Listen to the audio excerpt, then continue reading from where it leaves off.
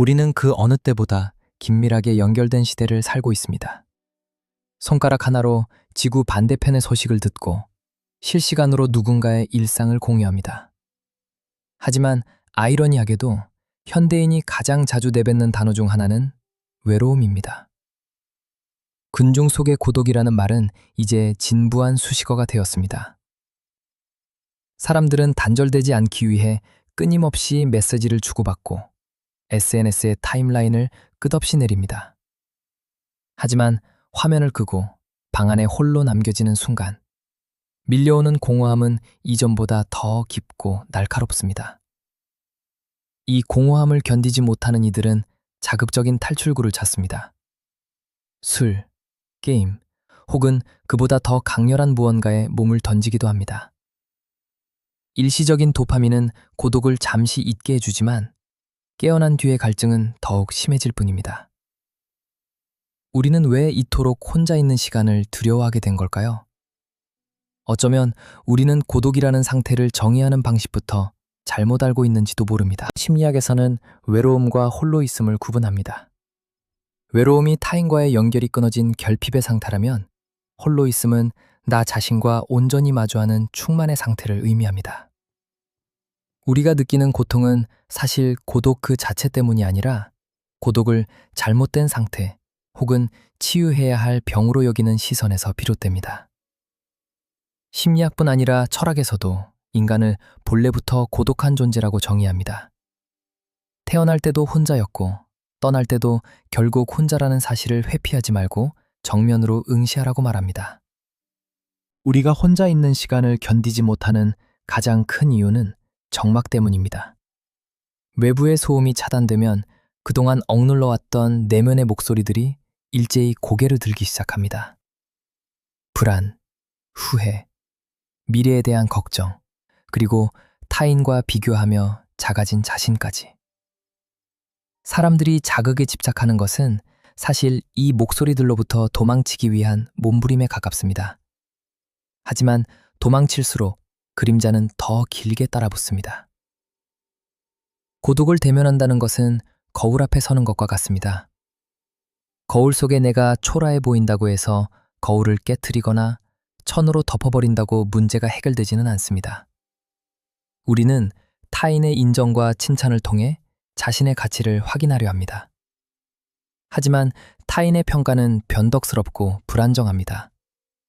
내가 나 자신을 어떻게 바라보는가에 대한 확신이 없을 때 우리는 끊임없이 외부의 피드백에 목을 매게 되고 그것이 채워지지 않을 때 극심한 외로움을 느낍니다. 하지만 고독은 극복해야 할 장애물이 아니라 다루어야 할 도구입니다. 혼자 있는 시간은 나를 갉아먹는 시간이 아니라 흩어졌던 나의 에너지를 다시 모으는 시간입니다. 내가 나의 주인이 될 때 외로움은 더 이상 고통이 아닙니다. 오히려 나를 성장시키는 비옥한 토양이 됩니다. 이제 우리는 질문을 바꿔야 합니다. 어떻게 하면 외로움을 지울 수 있을까가 아니라 어떻게 하면 이 고요한 시간 속에서 나 자신과 더 친해질 수 있을까라고 말입니다. 고독을 자유로 바꾸는 과정은 거창한 수행이 아닙니다. 일상 속에서 아주 작은 틈을 만드는 것부터 시작됩니다. 식사를 할 때 스마트폰을 내려놓고 음식의 맛과 향에만 집중해 봅니다. 길을 걸을 때 이어폰을 빼고 발바닥에 닿는 지면의 감촉과 스치는 바람의 소리를 느껴봅니다. 이 짧은 순간들이 바로 나 자신과 데이트하는 시간입니다. 외부로 향해 있던 시선을 안으로 돌리는 연습입니다. 처음에는 어색하고 다시 스마트폰을 집어들고 싶겠지만 그 불편함을 가만히 견뎌보십시오. 그 불편함 너머에 비로소 타인의 평가나 사회적 역할에서 벗어난 진짜 나의 얼굴이 기다리고 있습니다. 우리는 흔히 혼자 있는 법을 배우면 사회에서 고립될 것이라 걱정합니다. 하지만 역설적이게도 홀로 설 수 있는 사람만이 타인과 건강하게 연결될 수 있습니다. 자신의 내면이 공허한 사람은 타인을 통해 그 구멍을 메우려 합니다. 상대방이 나의 기대에 부응하지 못하면 실망하고 원망하며 결국 관계는 종속적으로 변합니다. 하지만 스스로 당당히 서 있는 사람은 타인에게 구걸하지 않습니다. 나의 행복이 누군가의 존재 여부에 달려있지 않을 때 우리는 비로소 상대를 통제의 대상이 아닌 온전한 인격체로 존중할 수 있습니다. 인생이라는 긴 여정에서 우리는 수많은 사람을 만나고 헤어집니다. 하지만 요람에서 무덤까지 단 한순간도 나를 떠나지 않는 유일한 동반자는 바로 나 자신입니다. 혼자서 산다는 것은 결코 세상을 등지라는 허무주의가 아닙니다. 오히려 세상의 풍파 속에서도 흔들리지 않는 내면의 중심을 잡으라는 가장 강력한 삶의 의지입니다.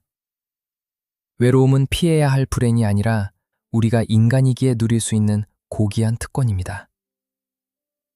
고독의 무게를 견디는 법을 배울 때 그 무게는 우리를 짓누르는 짐이 아니라 우리를 대지에 단단히 뿌리내리게 하는 힘이 될 것입니다. 오늘 당신의 고독은 어떤 모습입니까? 슬퍼하거나 두려워하지 마십시오. 당신은 지금 비로소 자신을 만나러 가는 길 위에 서 있는 것입니다. 숲속의 코끼리처럼 묵묵히 그리고 당당하게 당신만의 길을 걸어가시길 바랍니다. 끝으로 숲속의 코끼리처럼 혼자서 가라 라는 구절을 들려드리겠습니다. 멀고 먼 이 인생의 여행길에서 현명하고 조심성 있는 사람을 만나거든 그와 함께 버타여 가거라. 그러면 이 모든 위험에서 벗어날 수 있나니. 그러나 이런 벗을 만나지 못하거든 외롭고 고되지만 차라리 혼자서 가라. 왕이 정복했던 나라를 버리고 돌아가든 또는 홀로 숲속을 가는 저 코끼리처럼 어리석은 자들과 무리지어 가는 것보다는 차라리 혼자가 되어가는 것이 낫나니 더 이상의 잘못을 저지르지 말고 저 숲속의 코끼리처럼 외로이 혼자가 되어 걸어가거라. 지금까지 마음심리학이었습니다.